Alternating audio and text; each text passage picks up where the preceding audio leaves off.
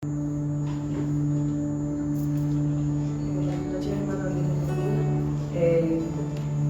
una alegría poder reunir un día más, una semana para buscar al Señor y adorarlo.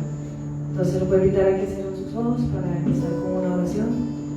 Señor, te damos gracias por un día más que nos has permitido abrir los ojos. Te damos gracias por una noche más que nos permite venir a buscarte, Señor, y adorarte libremente, Padre. Te pedimos que puedas recibir esta adoración, Señor, Padre, que sea de tu agrado. Y te pedimos también, Señor, que nos puedas bendecir a cada familia representada, Señor, y a todos aquellos que también no nos pudieron acompañar o que nos están viendo online, Padre. En tu nombre oramos.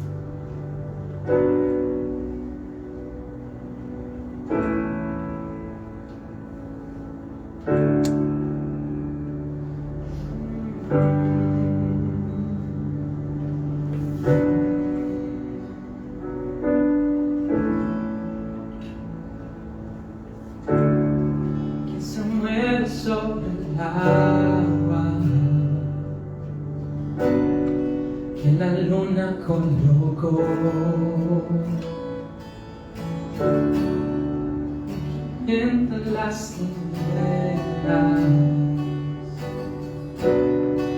la ardiente luz del sol que se para sobre el monte, los cimientos conmovió, más alto que los cielos, y aún mi alma amó. Los creadores Yahweh, el gran yo soy, Él es Yahweh, Señor de todo es Yahweh. Hermoso Dios es Yahweh, el Hijo justo es Yahweh, la Trinidad es Yahweh.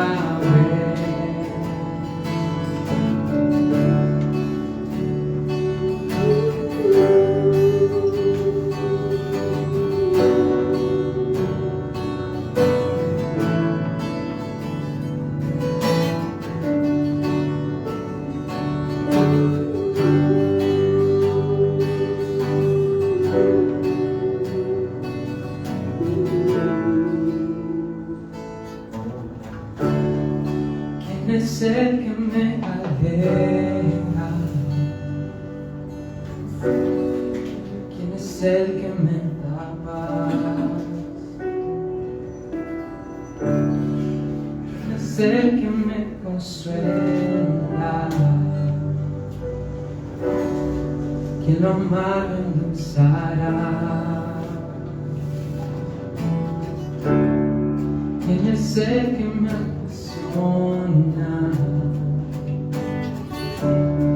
¿Quién está creciendo en mí?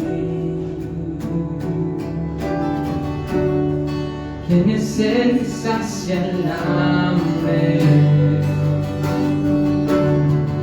Y es todo para mí.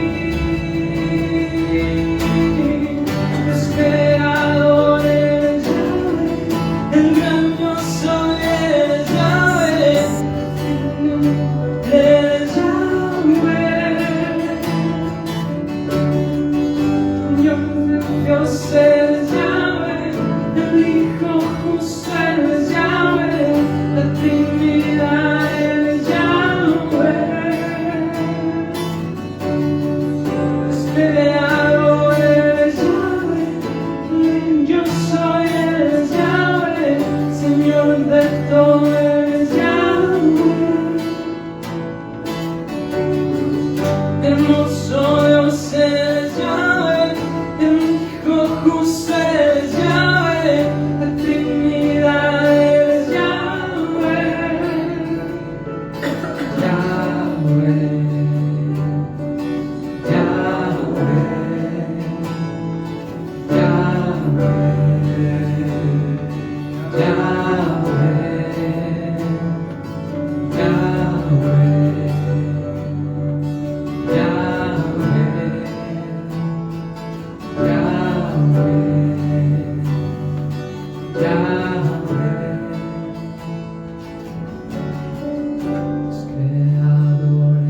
Yahweh, el gran yo soy es Yahweh, Señor de todo es Yahweh.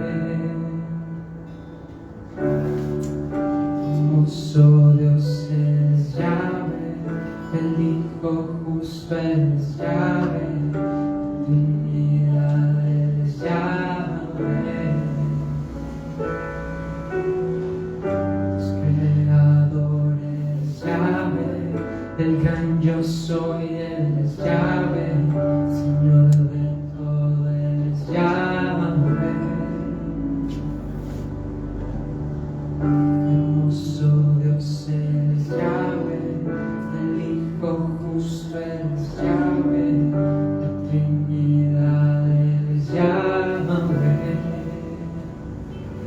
Yahweh, Yahweh, Yahweh, Yahweh, Yahweh, Yahweh,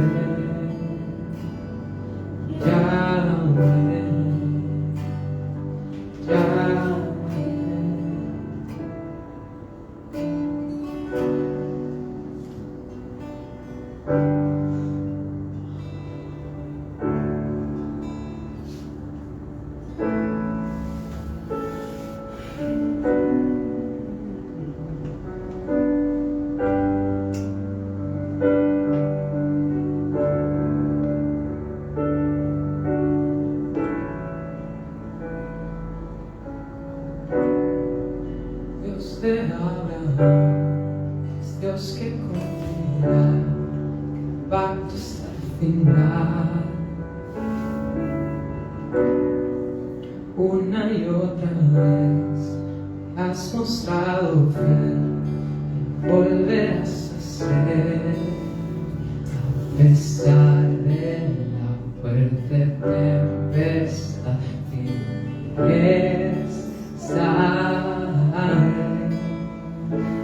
y aprenderá este corazón a confiar en Él. Grande es tu fidelidad hacia mí. Grande es tu fidelidad hacia mí. Del amanecer al anochecer yo te alabaré. Grande es tu fidelidad hacia mí.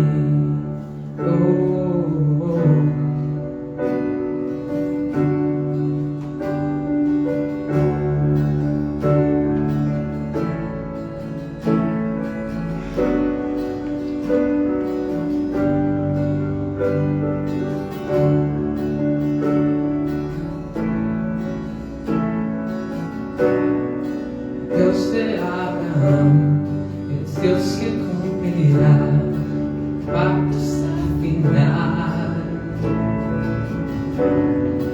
Una y otra vez me has mostrado fiel y volverás a ser, a pesar de la fuerte tempestad firme estaré. Y aprenderá este corazón a confiar en Él. Grande es su fidelidad hacia mí. Grande es su fidelidad hacia mí. Del amanecer al anochecer yo te alabaré. Grande es tu fidelidad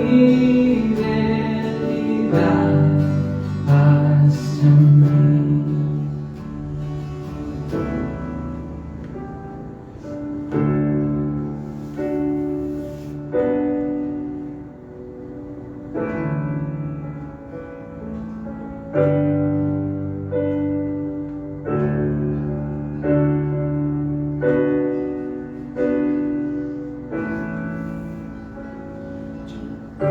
Confiaré en Cristo, anclado estoy en Él.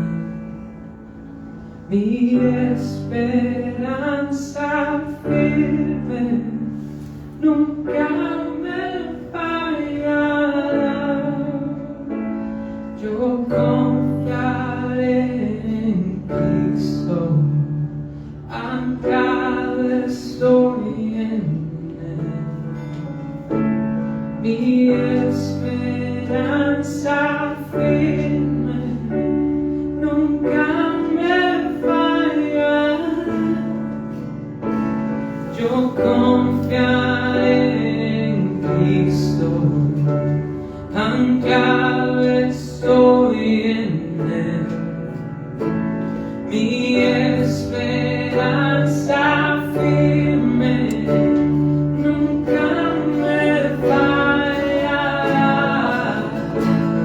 Yo confiaré en Cristo, anclado estoy en Él. Mi esperanza firme nunca me fallará.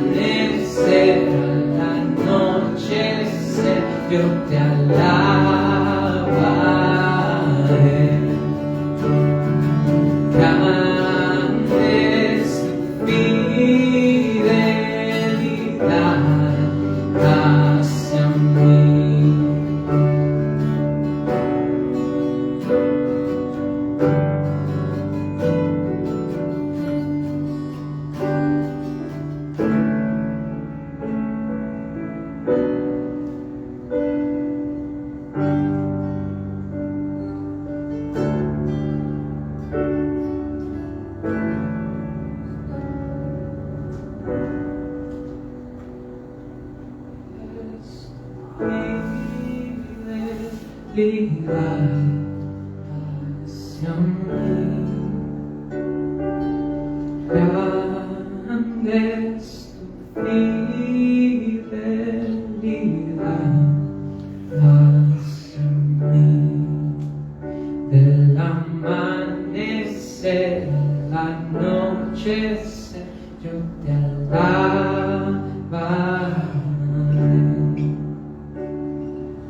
Grande es tu fidelidad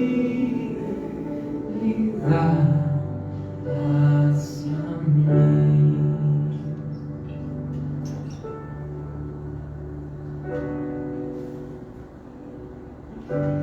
Señor, grande es tu fidelidad hacia nosotros, Padre. Este día te queremos agradecer, Señor, por esa fidelidad, por esa misericordia que tú nos das, Padre, día a día, a pesar de que no lo merezcamos, Señor, pero tu amor es grande, Padre. Te pedimos, Señor, que la palabra que vayamos a recibir ahora pueda quedar dentro de nosotros y que pueda dar frutos, Padre, agradable ante ti. En tu nombre oramos. Amén. Y amén.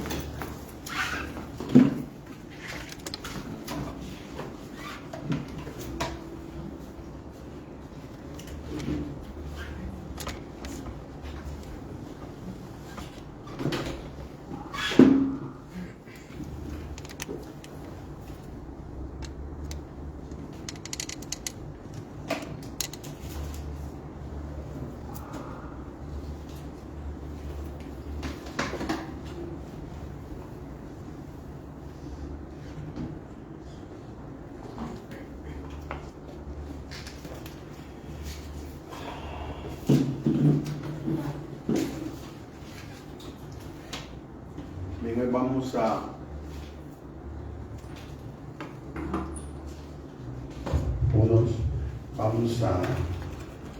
ver el libro de Esdras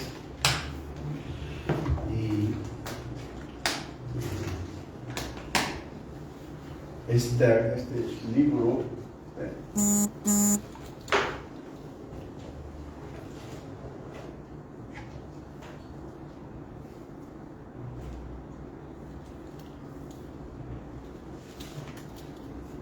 es un libro que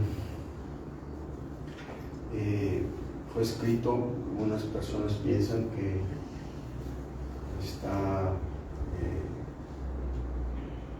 dentro del contexto de el regreso de la cautividad, y se dieron varias situaciones dentro del libro. Digamos, algunos dicen que el libro se basa en diferentes versiones, pero hay una frase que se repite y que me llama mucho la atención dentro del libro, y es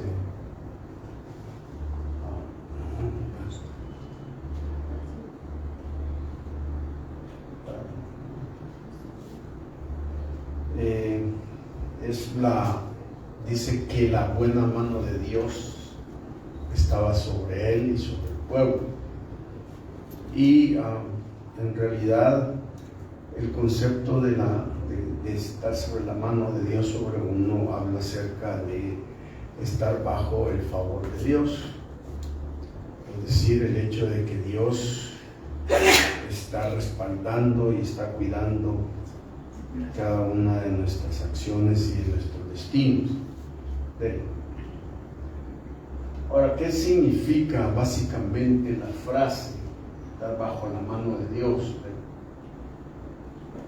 El tema aparece ahí en Esdras en varios versículos.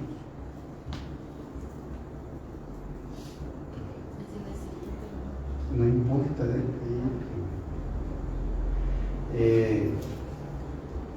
aparece en el capítulo 7, versículo 6. Dice en el capítulo 7 de Esdras, versículo 6, este Esdras subió de Babilonia y era escriba diligente en la ley de Moisés que Jehová Dios de Israel había dado, y le concedió el rey todo lo que pidió, porque la mano de Jehová su Dios estaba sobre Esdras. Luego, versículo 8 dice, perdón, el versículo 9, porque el día primero, ese capítulo 7, porque el día primero del primer mes fue el principio de la partida de Babilonia, y el primero del mes quinto llegó a Jerusalén, estando con él la buena mano de Dios. Luego el versículo 28 del mismo capítulo dice, e inclinó hacia mí su misericordia delante del rey, de sus consejeros y de todos los príncipes poderosos del rey, y yo, fortalecido por la mano de mi Dios sobre mí, reuní a los principales de Israel para que subiesen conmigo.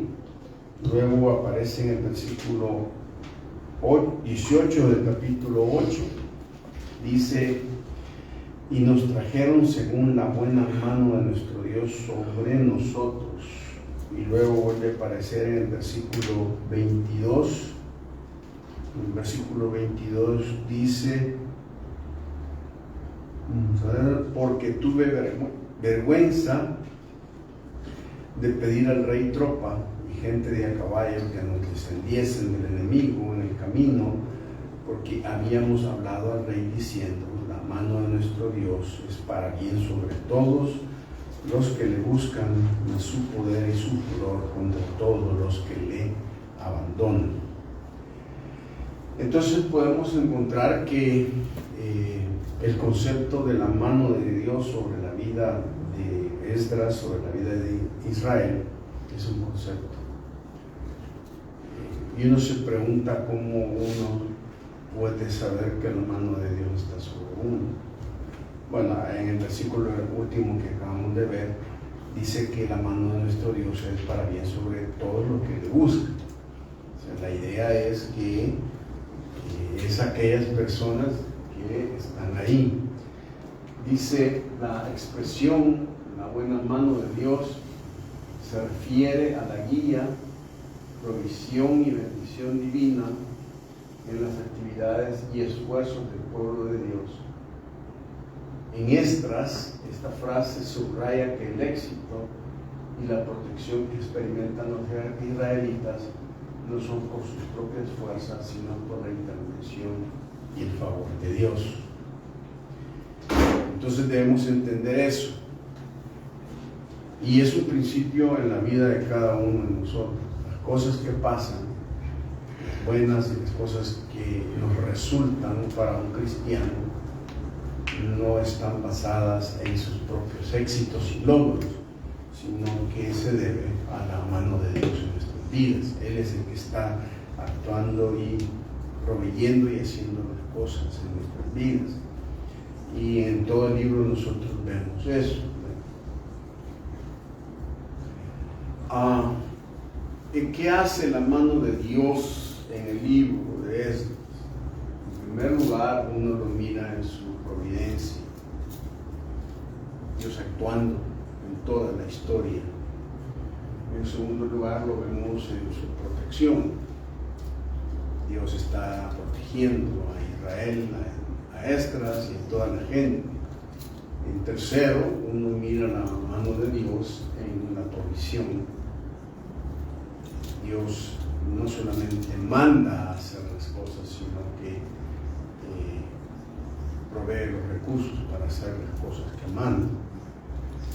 Y en cuarto, se ve la promoción, porque al final nosotros encontramos que Esdras reconstruye el templo en una manera primaria. Después Nehemías va a volver a juntarse con Esdras para recolectar, para hacer todo una situación de construcción.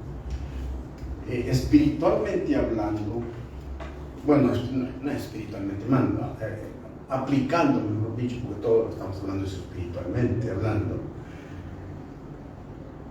El libro de Esdras en realidad es un libro que nos muestra la manera en que Dios puede sacarnos de una cautividad en la que hayamos caído, de algo que el enemigo nos haya arrebatado, que hayamos perdido y que por alguna razón, por nuestras propias decisiones o por las circunstancias, perdimos las bendiciones que Dios nos da. El libro de Esdras es como una recuperación de lo que el enemigo nos ha robado.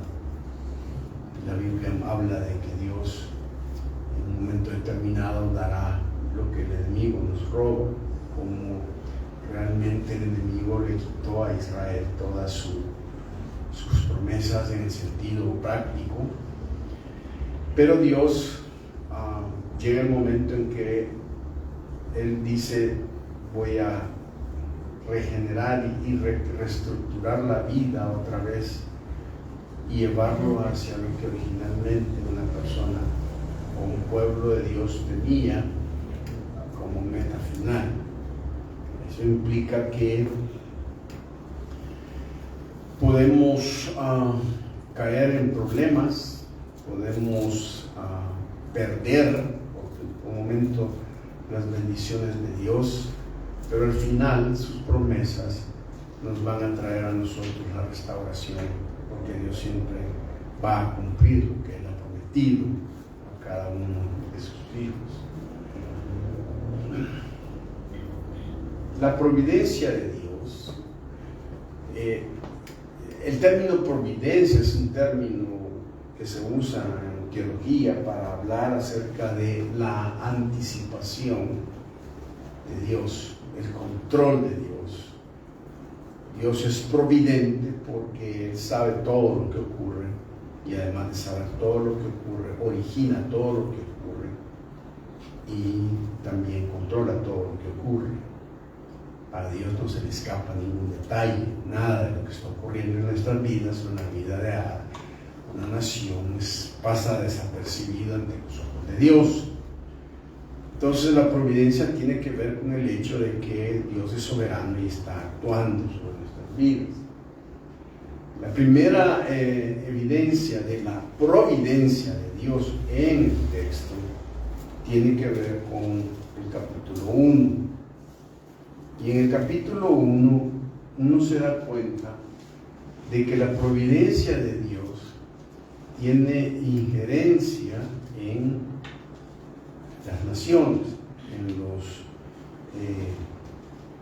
en la gente pagana, en la sociedad. El capítulo 1 comienza diciendo: en el primer año de Ciro, rey de Persia, para que se cumpliese la palabra de Jehová por boca de Jeremías, despertó el espíritu de Ciro, rey de Persia, el cual hizo pregonar de palabra y también por escrito por todo su reino, diciendo: así ha dicho Ciro, rey de Persia: Jehová, el Dios de los cielos, me ha dado todos los reinos de la tierra y me ha mandado que le edifique casa en Jerusalén, que está en Judá. Quien haya entre vosotros de su pueblo, sea Dios con él, y suba a Jerusalén, que está en Judá, y edifique la casa de Jehová, Dios de Israel. Él es el Dios, la cual está en Jerusalén.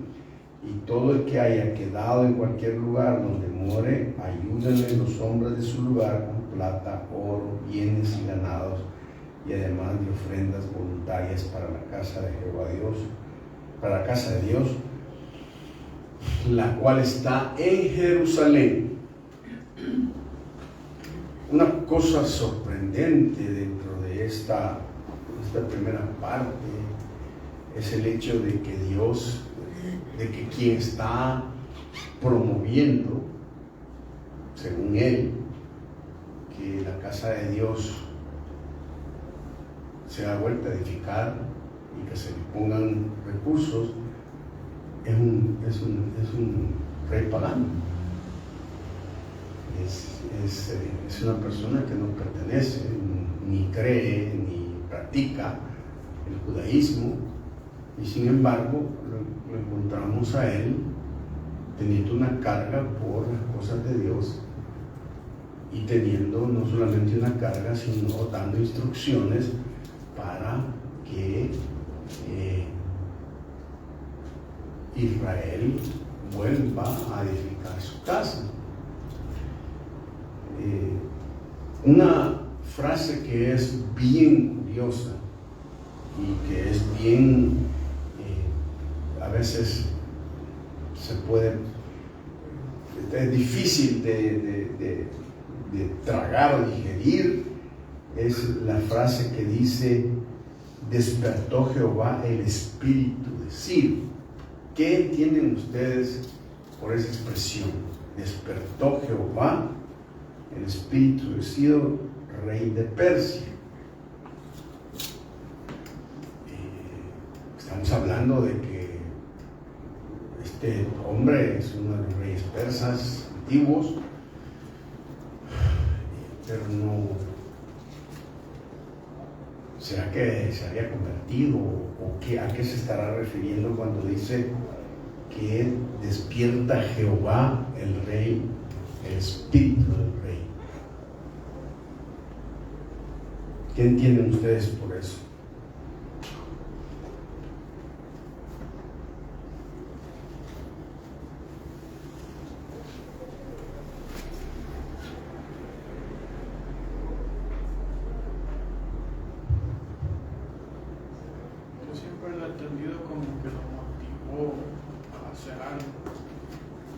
No sé si será más profundo todavía.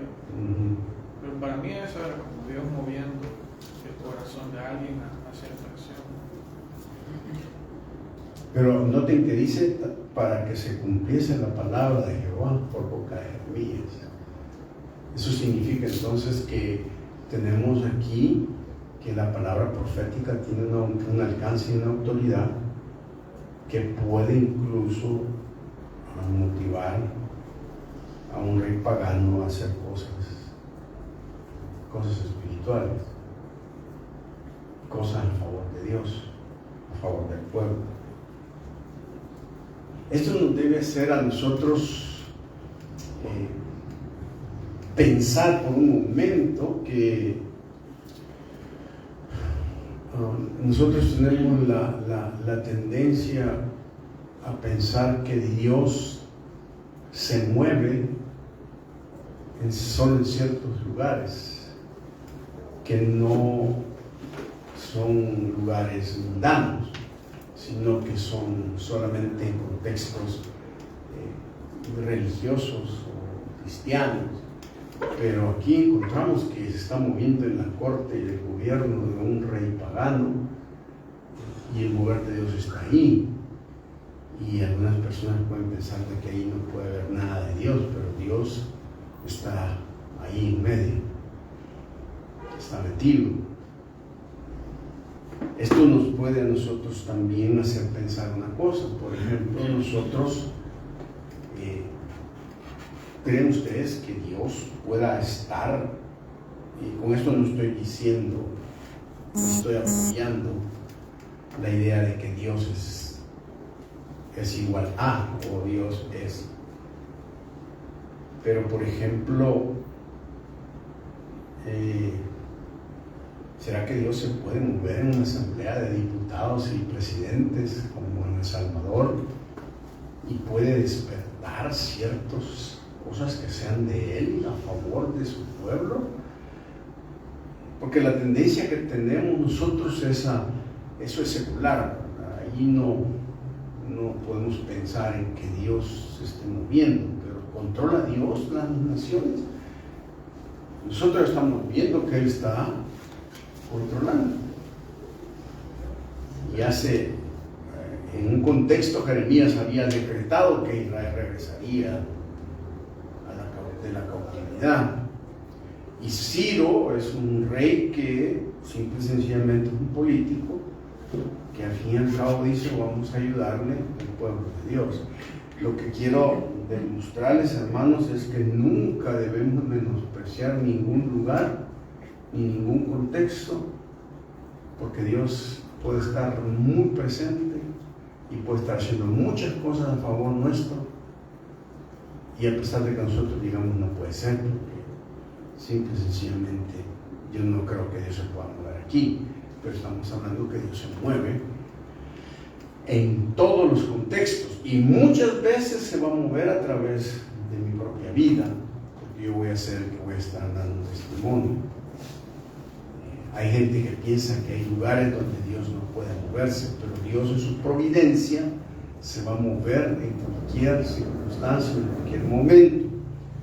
La segunda cosa es que, digamos, también la providencia de Dios es que no solamente se mueve o tiene injerencia en las naciones, sino que también Él tiene intervención en las situaciones. Versículo 5 del 1 dice que Él va a dar, el versículo dice: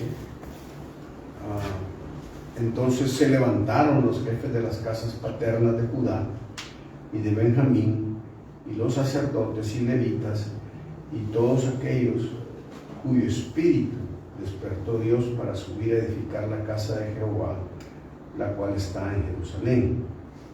Y todos los que estaban en sus alrededores les ayudaron con plata y oro, con bienes y ganado y con cosas preciosas, además de todo lo que se ofreció voluntariamente. Y el rey Ciro sacó utensilios de la casa de Jehová que Nabucodonosor había sacado de Jerusalén y los había puesto en la casa de sus dioses. Los sacó pues Ciro, rey de Persia, por mano de Mitrídates, tesorero, el cual los dio por cuenta a Sesbazar, príncipe de Judá. Una vez más, ustedes pueden ver ahí otra vez la frase que aparece en el versículo. Dice que versículo 5 dice: y todos aquellos cuyo espíritu despertó Dios para subir a edificar la casa de Jehová, la cual está en Jerusalén.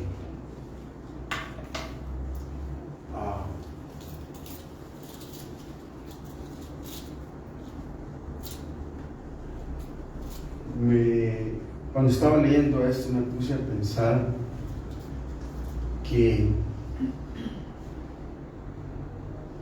si Dios no motiva a un hermano, nadie lo va a poder motivar.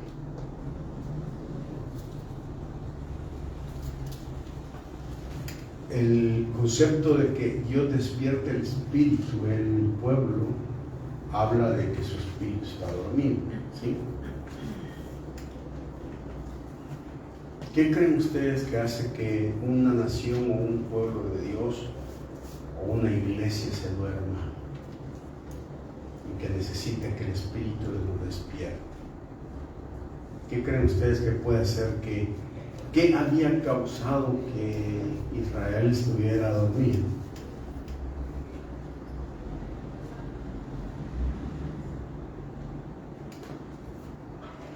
Vivir en Babilonia. Se habían amontado a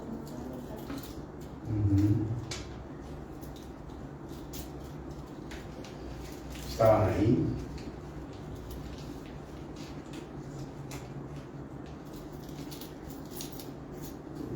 Siempre me he preguntado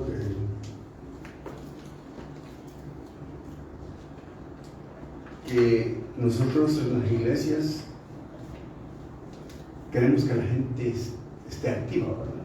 Despierta para las cosas de Dios, que se meta en las cosas de Dios, ¿sí?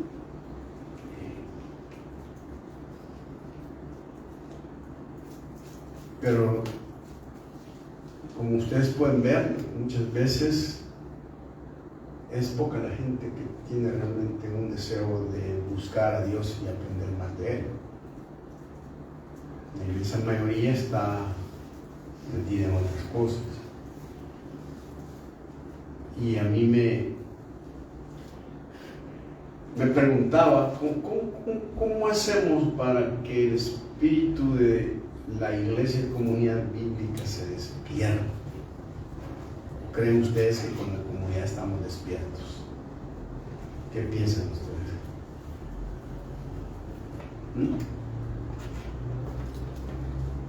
¿Cómo nos vemos nosotros como comunidad bíblica? ¿Dormidos o despiertos? Estamos más preocupados quizás por otras cosas, no sé, seculares, materiales, que dejamos quizás, bueno, no sé si todo, pero como un segundo plano. No a la iglesia, sino que a Dios. Porque al final estas solo son paredes. ¿Qué piensan, verdad?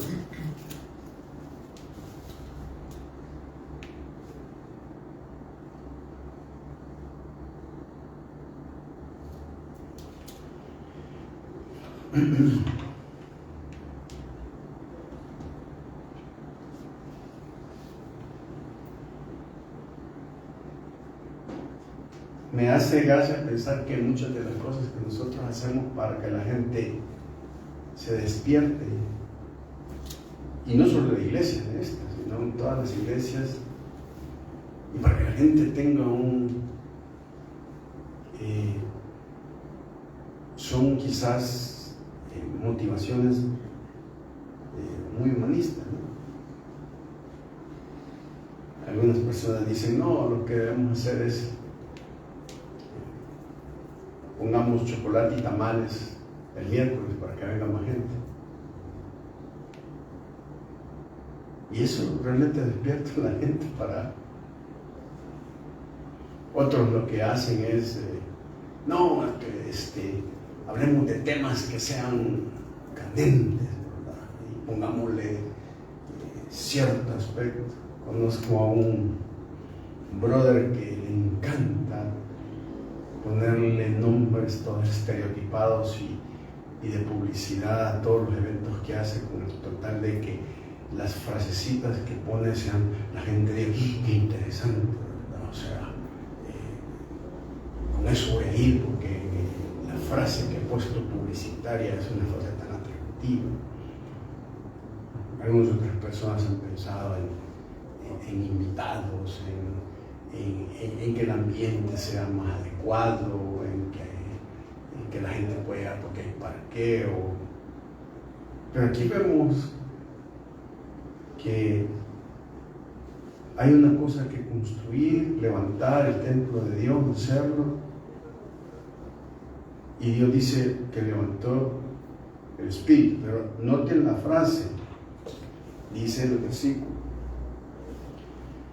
Y los sacerdotes y levitas, bueno, dice, entonces se levantaron los jefes, versículo 5, del capítulo 1, de las casas paternas de Judá y de Benjamín, y los sacerdotes y levitas, y todos aquellos cuyo espíritu despertó Dios. ¿Qué le da a entender esa frase? Todos aquellos que despertó el Espíritu de Dios.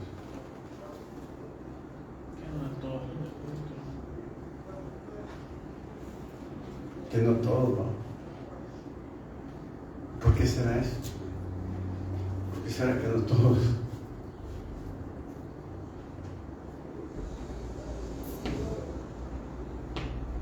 ¿Qué pasa? O sea, ¿qué está pasando en el corazón de los cristianos hoy?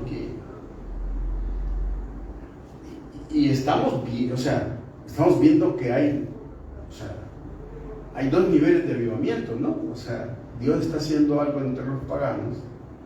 Los paganos están preparando el terreno para que los hijos de Dios hagan cosas, pero no todos están metidos en eso.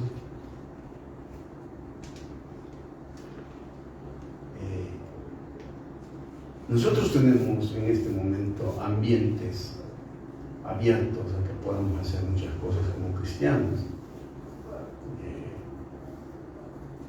probablemente eso pueda cambiar y lleguemos a tener un tiempo en donde vivamos un hostigamiento a los cristianos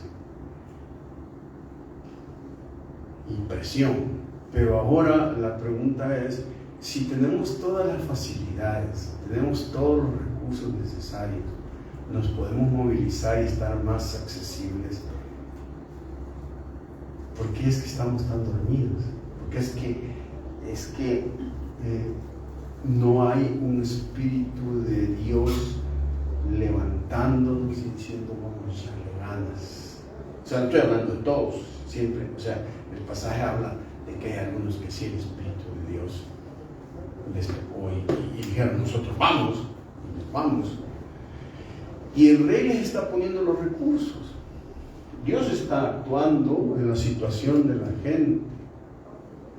Creo que una buena oración para nosotros es que Dios le despertara un espíritu en nosotros de realmente de involucrarnos en más de lo que afuera está pasando y cómo Dios se puede estar abriendo las puertas afuera en el mundo en el que estamos, ¿no? No se trata de que hay un brother que usa una frase que dice iglesia que no sale, no sala. Es una frasecita así.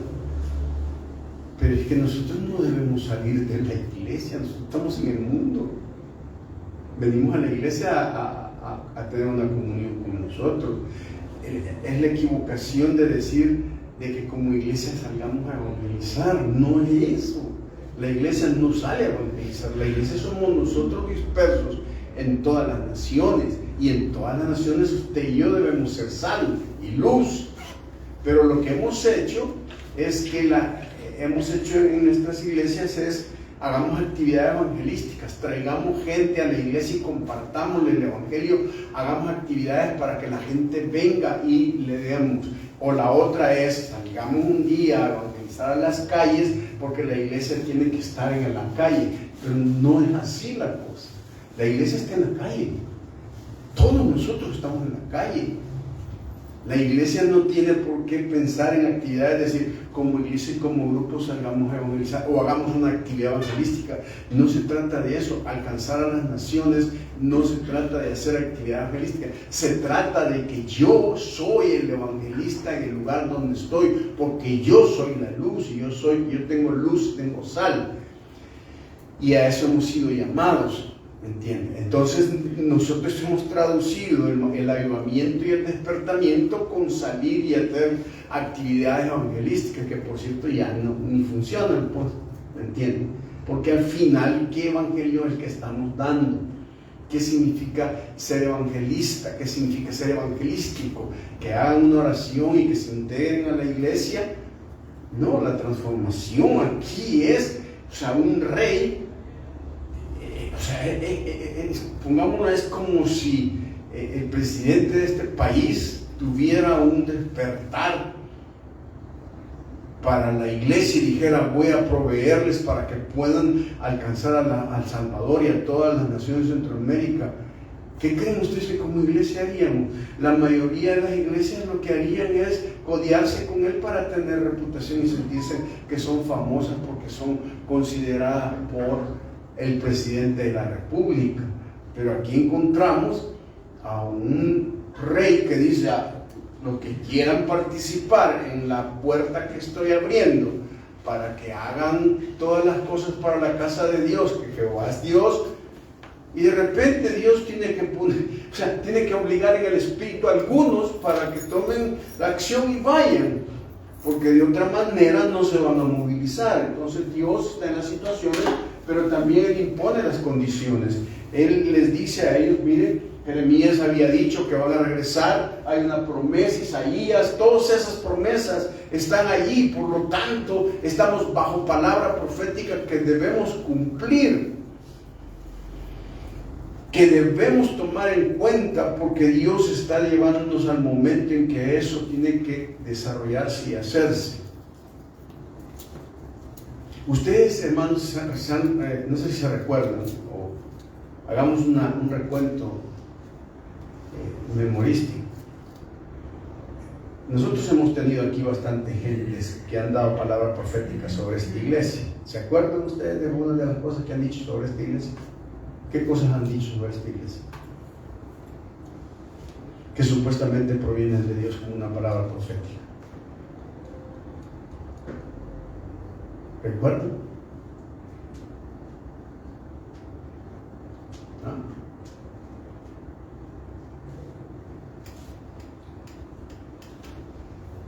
No se acuerdan, ¿no? ¿Ah? Sí, ¿cuál? ¿Saben? ¿Qué cosas han dicho? Quiero acordarme bien.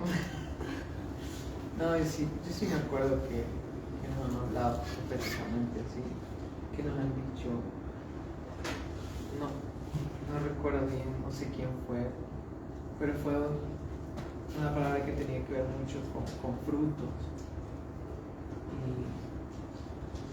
y que era que íbamos a hacer una iglesia que daba frutos, ¿no? Esa creo que fue una. ¿Qué más? ¿Recuerdan ustedes? Y si no nos acordamos de eso, ¿cómo vamos a saber que se va a cumplir?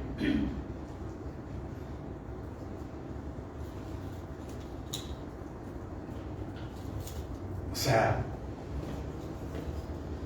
o cuando nos dicen que no estamos tan emocionados porque después se nos olvida, o la pregunta es si realmente ahora, si lo que nos dijeron como iglesia ha sido una palabra profética, ¿creen ustedes que se va a cumplir o no se va a cumplir? Y si se va a cumplir, ¿quiénes la vamos a cumplir? Somos nosotros, pero la pregunta a estas alturas es ¿cuándo la vamos a cumplir? Es decir, ¿cuándo vamos a tomar en serio el hecho de que tenemos una gran oportunidad hoy, antes de que en este país nos empiecen a perseguir y se cierren las cosas? Porque cuando ya estemos en una situación como esa, vamos a tener que sufrir más por el Evangelio. Pero en este momento, la pregunta es, ¿qué es lo que vamos a hacer ahora? Esa es la providencia de Dios. ¿Y usted sí se acuerda? Sí, no me acuerdo. ¿Sí? ¿Acuerdan? No. Acuérdense ustedes. Yo no me acuerdo. ¿Me entienden? O sea, cada uno de ustedes ha recibido palabra, personalmente y como grupo.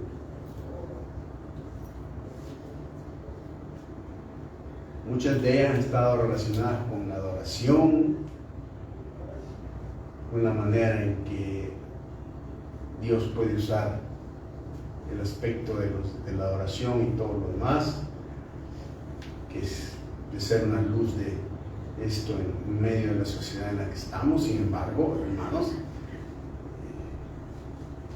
tenemos que replantear realmente si el cambio que hemos tenido ahorita local nos va a traer a nosotros una mentalidad de ir más allá, ya no solamente de quedarnos sentados y tener un montón. O sea, la idea que debemos tener es que si Dios está abriendo nuevas puertas y nos está dando nuevas oportunidades, tenemos que estar listos para que podamos actuar más y llevar más del reino de Dios hacia afuera. Por eso es tan importante. La segunda cosa que vemos la mano de Dios es la protección de Dios. Primero, ustedes se van a dar cuenta que inmediatamente que empieza la querer salir adelante, comienza la adversidad. Y en el libro usted va a encontrar que, al igual que en Nehemías, que Esdras se enfrenta a obstáculos. Ustedes pueden ver allí en el capítulo 8.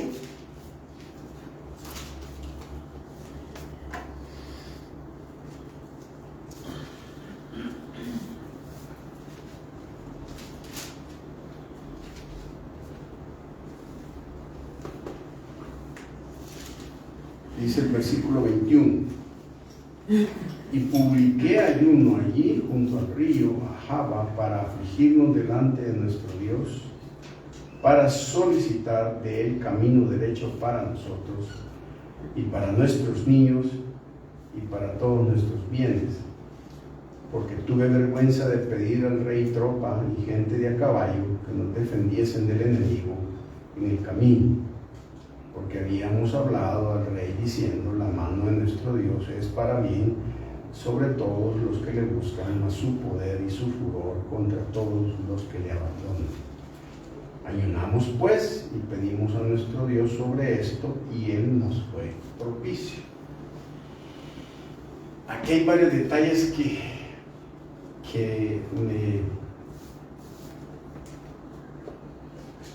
me llaman la atención. Ellos tienen que viajar de Persia a Jerusalén.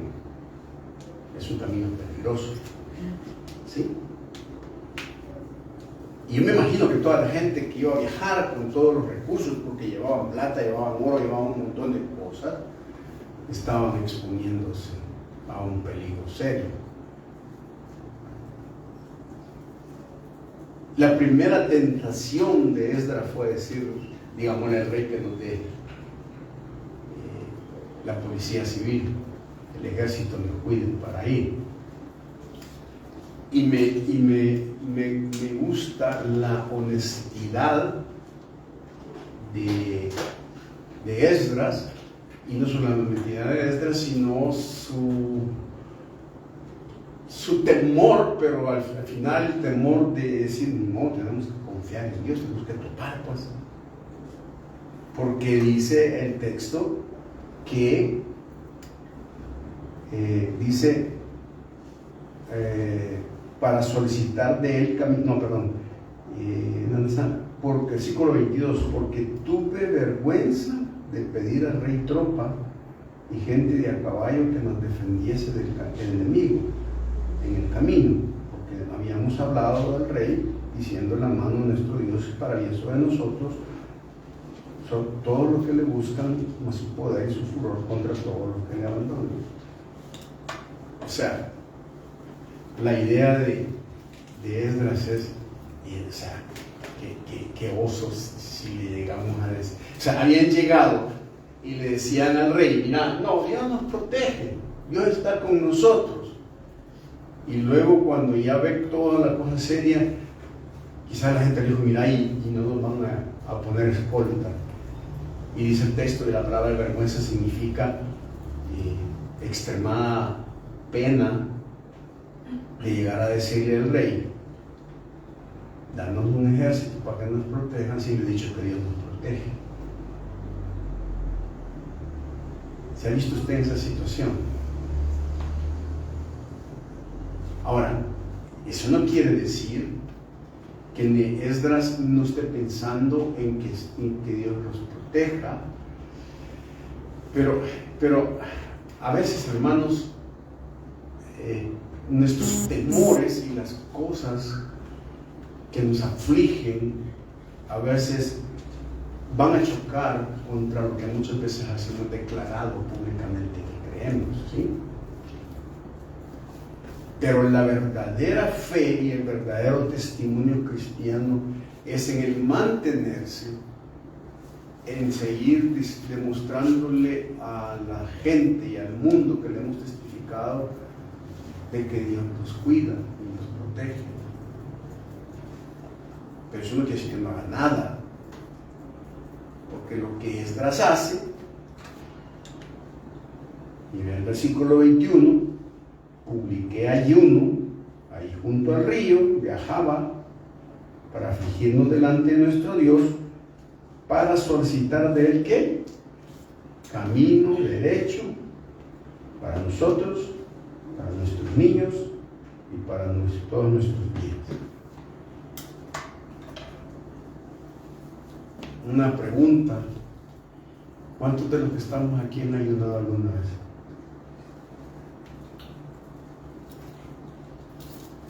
¿Cuántos han ayunado más de un día?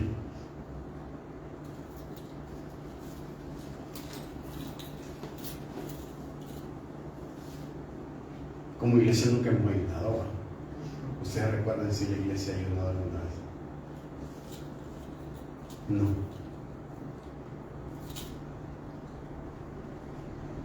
Y será importante ayunar, creen ustedes. A mí me daba risa la historia de la samaritana y de Jesús y de los discípulos. ¿Sí?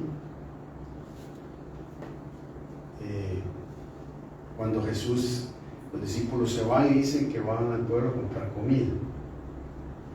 Y la samaritana llega al pozo con su cántaro para llevar agua. Jesús la confronta, le comparte, se transforma y la mujer dice que deja el cántaro, que era lo que le importaba en ese momento, y se va a donde están los discípulos, o sea, al mismo pueblo, ¿no? Y hay un contraste bien grande. Los discípulos regresan con comida y la samaritana regresa con todo el pueblo que les ha compartido el evangelio. Y me puse a pensar, y que para nosotros los evangélicos es más fácil llevar refrigerio que llevar gente a la iglesia, ¿no? Bueno, o mejor dicho, tenemos más preocupación y pensamos más en traer comida para que tengamos para comer el domingo, y que estemos pensando a quién voy a llevar, a quién le voy a compartir, qué personas tengo que llevar o qué personas tengo que compartir. Porque una de las cosas que es más fácil traer a la iglesia es pan y comida. Pero muchas de las cosas que nunca traemos es a personas que quieran estar interesadas en el Señor. Y eso no solo lo digo para nosotros, eso en todas las iglesias, los evangélicos somos muy dados al hecho de comer. Pero hay otra cosa que ustedes pueden ver en el texto. Dice que publiqué ayuno, y la idea del ayuno, dice, es para afligirse delante de nuestro Dios. Ese es el primer gran objetivo de ellos. Es decirle a Dios: Señor, nuestra aflicción, nuestros pecados, nuestras cosas, tenemos que arreglarlas, estamos enfrente de ti. Porque el ayuno es esa búsqueda de Dios para escucharlo más detenidamente y no distraerse en ningún otro tipo de cosa. El ayuno no se trata de dejar de comer. El ayuno lo que se trata es de que nos desvinculamos de cualquier otro tipo que no tiene el vacío, que no sea Dios, y por eso habla de aflicción. Pero otra cosa que a mí me llama la atención es que dice: para solicitar camino derecho. La expresión solicitar camino derecho significa, Señor, para que no nos desviemos y para que tengamos siempre el camino tuyo, tu dirección, que todo esté encaminado a la dirección y a la ¿cómo se llama?, al objetivo de Dios. Dios está ahí, nuestra meta final es caminar contigo y todo. Y note los objetos para los cuales ellos piden camino derecho. Lo primero que piden allí dice que para nosotros estamos hablando de los adultos, ¿no? La idea es, miren, que nosotros como gente mayor nos mantengamos fieles en el camino de Dios recto. Pero luego el ayuno le sirvió no solamente para entender cuál era el camino que debía seguir para Dios, sino que dice, ¿para quién es ahí? Para nuestros niños. ¿No les parece interesante el hecho de que Esdras esté preocupado y diciendo, mire, no solamente tenemos que nosotros los adultos caminar derechos, sino que los niños tienen que caminar derechos? Ahora, eso plantea una cosa bien interesante. Quiere decir que los niños también se pueden torcer, ¿no? ¿Qué creen ustedes? Pueden haber niños malos. Pueden haber niños que realmente su vida esté tan torcida a pesar de su corta edad. O los niños nacen buenos todos. Eso quiere decir entonces que la conducta de mis niños y de mis hijos, si yo veo que mi hijo tiene serios problemas espirituales, porque muchos de ellos son espirituales, y la mayoría se manifiestan dentro del aspecto de la rebeldía y de muchas cosas en el niño, una de las herramientas para enderezar a ese niño, ¿qué es? Ayunar. Es decir, pasar un tiempo diciéndole a Dios, Señor, endereza a este niño. Porque no es ni la pedagogía, no es ni lo que lo va a enderezar, ni la psicología, ni las terapias, sino que el camino derecho de un niño se basa en una lucha espiritual, porque es una lucha espiritual para ganarle al enemigo, que ese niño está torcido. Eso significa que nuestra iglesia debería tener un ayuno por la niñez. No solo estoy hablando de la niñez de la iglesia, estamos hablando de toda la niñez de nuestras naciones, de nuestro país. ¿Cuántas cosas están pasando con los niños? ¿Cuál es el objetivo de los movimientos LGBT, todo lo que es el aborto, todo ese tipo de identidad de género? Es robar a los niños. En el plan mundial del movimiento de género, la propuesta es: no tenemos nada que ver con la gente adulta, lo que queremos es robarnos a los niños. Y eso es lo que está ocurriendo.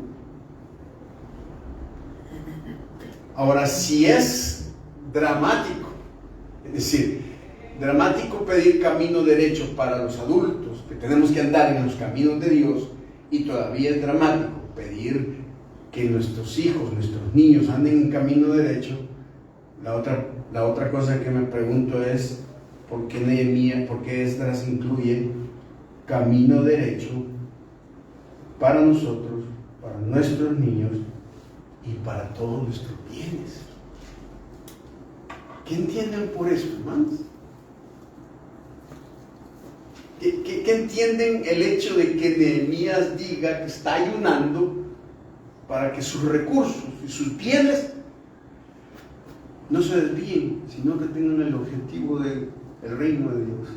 ¿Qué creen que está pensando ahí? ¿Qué es la instrucción entonces con respecto a eso?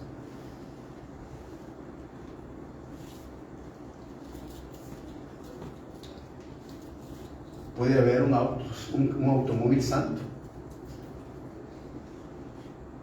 No, más que todo que va enfocado en el hecho de utilizar los recursos conforme a la voluntad, digamos, de Dios. O sea, por ejemplo, si Dios me da dinero, ¿qué voy a hacer yo? ¿Lo voy a administrar bien, lo despilfarro, en qué invierto? ¿O entiendo que Dios me ha dado ese dinero para cumplir algo que está en su plan, ¿verdad? Entonces, pues yo creo que el hecho de cómo vamos a administrar esos recursos que Dios nos da. ¿Es algún dinero o todos los dineros que nos dan? ¿Qué creen ustedes?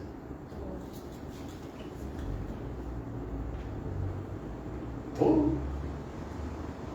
No solo el dinero. Y no solamente eso. Dicen los bienes. O sea, ¿Esa computadora es suya o es de Dios? Pregunto. O sea, ¿esa computadora anda en el camino recto o anda en el camino no recto? Todo es prestado. Esa computadora, su teléfono móvil, anda en camino derecho.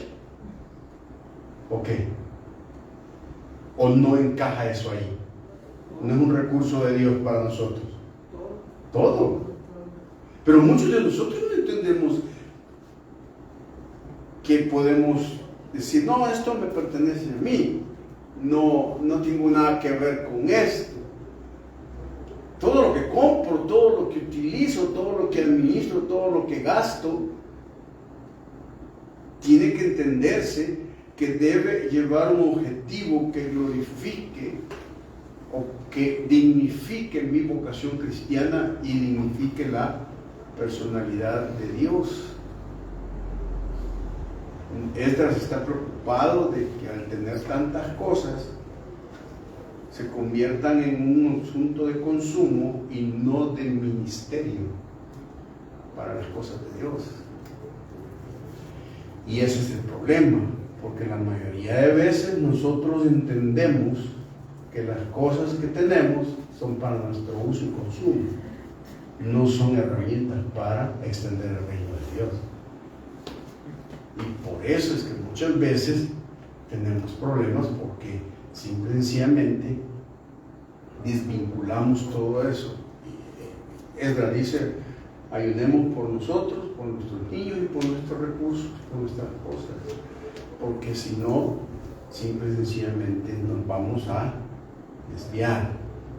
Y después dice, y la otra cosa es, confiemos en que Dios nos va a proteger, porque al fin y al cabo no podemos hacer el oso de estarle diciendo al rey que somos hijos de Dios y confiamos en Él, y luego le digamos: mirarme una pistola por cualquier cosa. ¿Sí o no? A propósito, eso es bien importante. ¿Será que los cristianos necesitamos tener armas para protegernos? O guardaespaldas. ¿O guardaespaldas? ¿Qué creen? ¿Qué creen ustedes? ¿Cómo se concilia a un cristiano? Porque hay cristianos que tienen armas, ¿sí?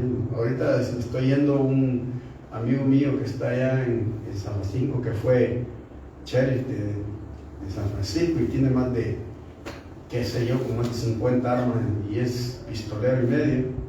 Para él siempre anda 2 o 3 armas. La pregunta es: ¿un cristiano realmente debe poseer un arma para defenderse? ¿Y qué las espadas que usaba la gente? ¿Qué piensan ustedes con respecto a eso?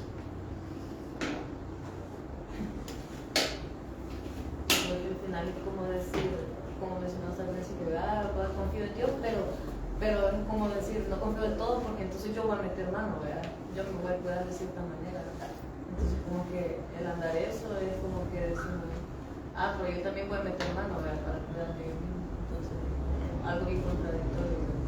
Y creo que se puede poner en ejemplo el hecho aquí de que, como dice Esdras, ¿qué pasa si le hubieran dicho al rey: denos protección, ¿verdad? Entonces ahí estaba gustando también el testimonio de decir: dijimos que Dios es nuestro protector, ¿verdad? Entonces creo que es como una contradicción. Así es. Ahora observen que dice: ayunamos pues y pedimos a nuestro Dios sobre esto. ¿Y qué dice ahí? Él nos fue propicio. Ahora miren, esto es bien complejo, porque Dios dice que les favoreció. Cuando hablamos de ayunar, yo creo que más adelante tenemos que hablar sobre eso, porque sí realmente necesitamos como iglesia ayunar por varias cosas, y especialmente por estas cosas. Cuando vemos eso, el ayuno es un instrumento de guerra espiritual. No es solamente una cuestión en la cual yo le tuerzo el brazo a Dios para que me oiga. Tampoco el ayuno tiene que ver con aguantar hambre. El ayuno tiene que ver con el hecho de que yo necesito enfocarme en Dios y renunciar a muchas cosas para poder prestar más atención. Pero el ayuno realmente es un acto amoroso. Es decir, estoy tan deseoso de estar con Dios, de buscarlo, que lo demás no es tan necesario en ese momento. ¿O no han visto ustedes a enamorados que dejan de comer por estar juntos? Parejas así. Porque ama a la persona, pero le llena ese amor. Y lo mismo ocurre con Dios. Entonces, Él manifiesta autoridad, y además de eso, la protección de Dios es que al final Dios los lleva a la tierra y rompe la cautividad que tenía. El pueblo al fin es libre nuevamente para construir. La provisión de Dios también es vista ahí. Hay varias cosas. Por ejemplo, primero la provisión de Dios a través de un inconverso. Y hermanos,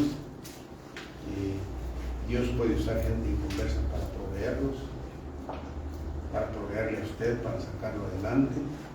Su jefe, alguna persona que quizás incluso puede ser que hasta haya gente que blasfeme, que sea una persona, pero que Dios le toque el corazón a esa persona y despierta su espíritu. Le da provisión de las cosas para el templo, porque el versículo 7 al 11 les da dinero y todo lo demás. También les provee para el viaje de retorno, en Esdras 8. La otra cosa es que permite que haya recursos humanos y materiales. También les da liderazgos y hay un despertar espiritual y moral en ellos, y al final provee una reforma espiritual, porque Esdras es una persona bíblica, es un escriba. La característica de Esdras es que era un hombre que sometía todas las decisiones a la ley escrita, por eso se le ve a Esdras.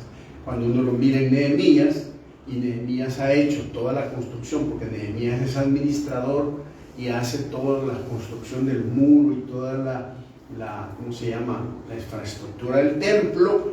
Cuando ya tienen la caparazón, Nehemías dice: ok, ya tenemos la estructura bonita, pero esto no es lo más importante. Lo más importante es la estructura interna, es el hecho de lo que va a haber dentro del corazón ante un espacio tan bonito que hemos creado. ¿Y qué hace Nehemías? Pone a Esdras a explicar la ley.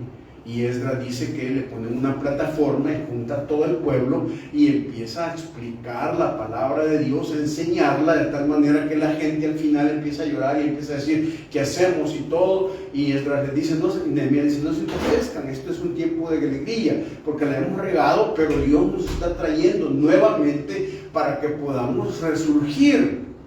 Significa entonces que la reforma espiritual no tiene que ver solo con la caparazón, sino que Esdras tenía esa capacidad para poder explicar la palabra de Dios y que la gente realmente entendiera que lo importante era el retorno de la vida espiritual de la gente, no el lugar donde estaban, porque de nada servía eso.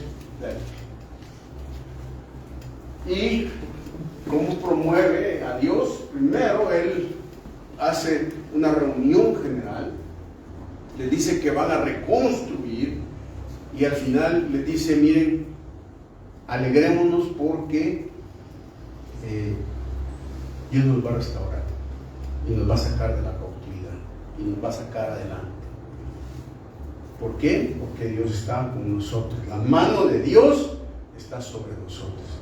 Y miren, hermanos, cuando la mano de Dios está sobre uno, nada puede detener, nada puede impedir las cosas que hagamos, y podemos hacer muchísimas cosas porque el favor de Dios nadie lo puede detener, y por eso es tan importante que nosotros estemos sometidos a esa mano de Dios. Pero hermanos, no olvidemos lo que el texto dice. Este es el versículo clave: la mano de nuestro Dios es para bien sobre todos los que le buscan. O sea, la idea es, el capítulo 8, versículo 23 o 22, creo que es. 23, 8:23 dice: la mano de nuestro Dios es para bien sobre todos los que le buscan. ¿Qué significa eso? O sea, Dios realmente está interesado en apoyarte, pero si lo buscamos, pues, o sea, el que es indiferente en las cosas de Dios, Dios no tiene por qué apoyarlo, aunque muchas veces pueda ser en su misericordia. Pero la idea de buscarlo es estar en contacto con Él, y por eso es tan importante la manera en que lo buscamos. Quiera Dios que la mano de Dios esté sobre nosotros como iglesia en estos años que vienen, para que podamos hacer las cosas que Dios quiere. Mire la última parte de ese versículo, bien fuerte. ¿Sí? Mas su poder y su furor contra todos los que le abandonan. Poder y furor, imagínense, para los que le abandonan. O sea que es yuca abandonar a Dios, hermano. Es bien yuca abandonar a Dios, porque tiene consecuencias serias. Ok, vamos a orar. Falta uno, muy bien, ¿qué falta? Algunas lecciones. Primero, hermanos, debemos tener confianza en la soberanía de Dios. También el libro nos enseña la importancia de la oración y el ayuno, del arrepentimiento, de la confesión. Otra cosa que también enseña es la perseverancia en medio de la oposición. También la importancia de la oración comunitaria. Otra gran lección es el compromiso con la palabra de Dios. También gratitud y reconocimiento de la mano de Dios. Otra cosa es que también hay la importancia de líderes espirituales. Y la otra es que siempre vemos que hay un cumplimiento de las promesas de Dios. Y lo que Dios ha prometido lo va a cumplir, hermanos. Ok, vamos a orar. Padre, queremos pedirte tu mano sobre nosotros. Queremos buscarte de todo corazón para que la mano de Dios nos favorezca y esté con nosotros. Queremos ese poder y esa autoridad en esta iglesia, Señor. Ayúdanos a buscarte de corazón y a entregarnos a ti, Señor. Rompemos todo yugo del enemigo, Señor, y declaramos que te buscamos para que tu mano esté con nosotros. En el nombre de Jesucristo oramos. Amén.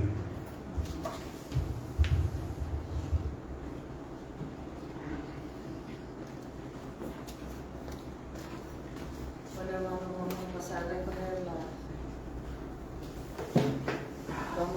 a recoger las ofrendas.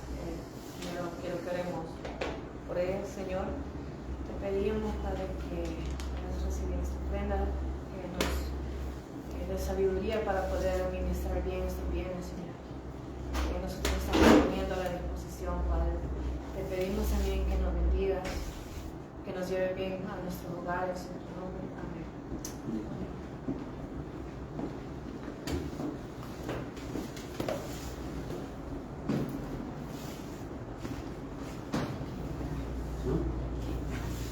Hay que ayudar. Ayudar. Porque